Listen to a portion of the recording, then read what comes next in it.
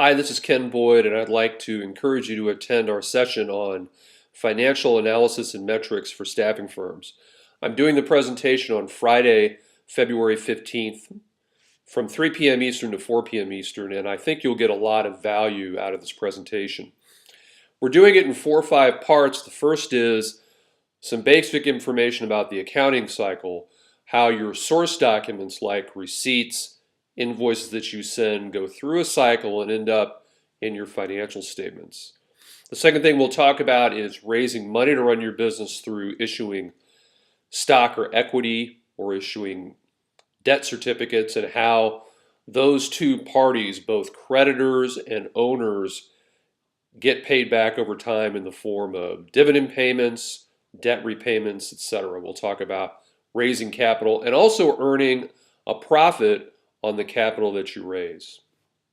Speaking of profits, we'll talk about several measurements of profit, including earnings per share and EBITDA, which is a more complex method of measuring the profitability of a business. We'll also make a distinction between gross profit and net income.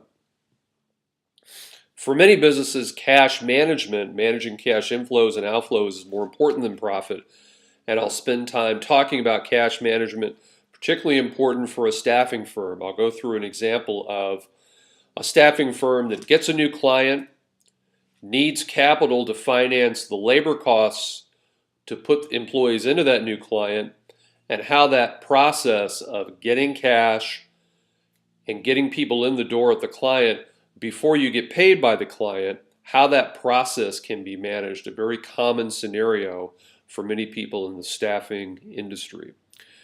Finally, we'll talk about some tools for analysis. If you can imagine a dashboard in a car, we'll talk about some important metrics that can serve as the dashboard financially for your business.